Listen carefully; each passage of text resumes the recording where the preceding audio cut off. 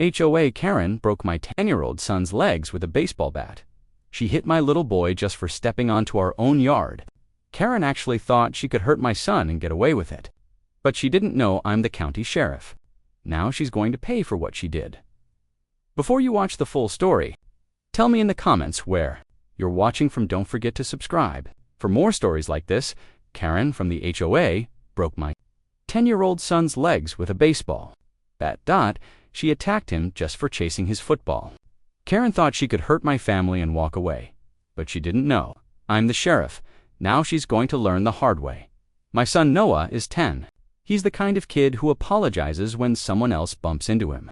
Soft-spoken, gentle, never the type to cause trouble.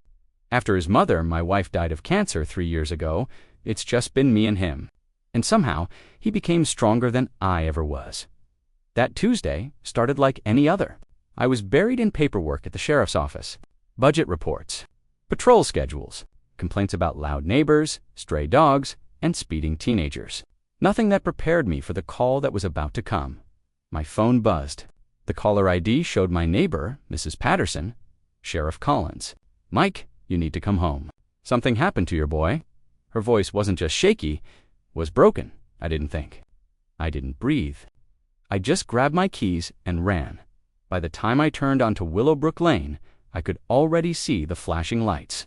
An ambulance, a crowd, people standing in the middle of the street with their hands over their mouths and their own. The grass of my own front yard was my son Noah lay curled on his side, both legs twisted unnaturally beneath him, tears streaking down his dirty cheeks.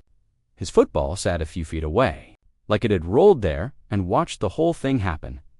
And right beside him stood HOA President Karen Henderson, arms crossed, annoyed, like she was the one inconvenienced. The sight of her over my injured child snapped something inside me. But Noah's weak voice brought me to my knees. "Dad, I can't move my legs." I touched his forehead. He winced. And then Mrs. Patterson whispered the truth that made my blood run ice cold. It was Karen. She attacked him. With a bat, the paramedics worked quickly, stabilizing Noah as best they could. I hovered close, my badge heavy on my chest, my heart heavier. Every time they touched his legs, Noah screamed a sound no father should ever hear. When they lifted him onto the stretcher, I finally turned to Karen. She stood beside her shiny white Mercedes, gripping her clipboard like it was a shield, short blonde hair, expensive jewelry, perfectly manicured nails. Everything about her screamed control. "This wouldn't have happened," she said coldly, "if your son followed the rules." I stared at her, stunned. "You broke my kid's legs. That boy trespassed onto my lawn," she snapped. I warned him. He ignored me. "Children need discipline." "Discipline," I echoed. "You call shattering a child's legs discipline?" She didn't blink. "Property values matter. Your son was kicking his football near my flower beds. I've had enough of people disrespecting the HOA regulations." Several neighbors gasped. Mrs. Patterson muttered something under her breath. Even the paramedics paused, glancing at each other with disgust. Karen just straightened her posture. As HOA president, I have the right to enforce compliance. My hands curled into fists. Enforcing compliance doesn't involve a baseball bat. She shrugged, expression smug. Rules are rules. The ambulance doors slammed shut. Noah's cries echoed inside. I wanted to ride with him, but the sheriff and me knew something else needed to happen first. Karen started to walk away. That's when Tommy, our 13-year-old neighbor, stepped forward, voice shaking, but loud enough to be heard. "She's lying," he said. "Noah didn't even step on her flowers. His football bounced near the edge of her yard. She just got mad and grabbed a bat from her trunk. She yelled at him, and when he apologized, she hit him." Mrs. Lee backed him up immediately. I saw it too. She hit him once. He fell. And she hit him again. Karen turned red. "They're exaggerating." "No," Tommy said. "They're not."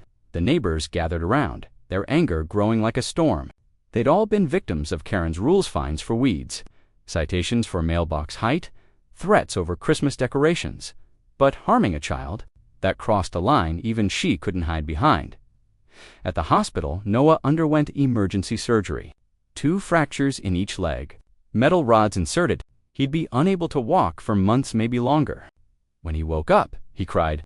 Not from pain, he was too brave for that. He cried because he thought he'd disappointed me. Dad, I should have listened. I shouldn't have gone near her yard. Hearing those words nearly destroyed me. You did nothing wrong, I whispered. Nothing, but deep down, I realized something chilling. If Karen did this to my son, what would she do to someone else's child? Over the next 48 hours, while Noah recovered, the entire neighborhood erupted. People came forward with stories, fines, threats, harassment. Karen had terrorized the community for years. And then came the real twist. The HOA treasurer, Mr. Johnson, approached me quietly. Sheriff, he whispered, there's something you need to see. He handed me a folder. Inside were financial statements, altered numbers, missing funds, fake vendors, large transfers to Karen's personal account, almost $50,000 gone. She's been stealing from all of us, he said. We were afraid to speak up. Karen wasn't just violent, she was a thief, a bully with authority, and she believed it made her untouchable. She was wrong. I went to her house not as a father, but as the sheriff. She answered her door, wearing a silk robe, acting annoyed. She sighed. I held up the warrant. Karen Henderson, you're under arrest for assault with a deadly weapon, child abuse, and felony embezzlement. Her face fell apart. No, you can't. This is harassment. I was doing my job. I stepped forward. Your job doesn't include breaking a child's legs. Your job doesn't include stealing from your neighbors. The neighborhood watched as I put her in cuffs. The same neighbors she'd bullied for years stood in silence, but their eyes said everything. Justice had finally arrived. Karen's trial was swift. Even her expensive lawyer couldn't twist the truth. The jury took less than 2 hours to convict. She received prison time for both the assault and the financial crimes. Her fines, massive. Her reputation ruined her HOA power trip. Over forever. But while Karen faced justice, Noah faced recovery. Months of physical therapy. Braces on both legs. A wheelchair he hated. Nights he cried because he couldn't sleep from the pain. Days he became frustrated because his body wouldn't do what it used to. But he never gave up. The first time he stood without support, he looked at me with teary eyes and whispered, Dad, I'm getting stronger. I nodded. You always were. The community changed too. Without Karen's reign, the HOA rewrote its rules. Kids played freely. Yards reflected personality, not Karen's dictatorship.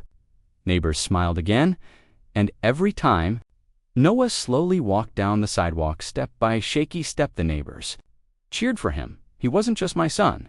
He was the boy who brought a bully to her knees. The boy who survived. The boy who reminded an entire neighborhood what courage looks like. Karen was gone. Noah was healing, and justice, real justice, lived on our street again. So now I ask you, if someone broke your child's legs because of an HOA rule, what would you do? Would you fight the way I did? Would you stand up even if the person hurting your family held power? Or would you let it slide, hoping someone else would handle it?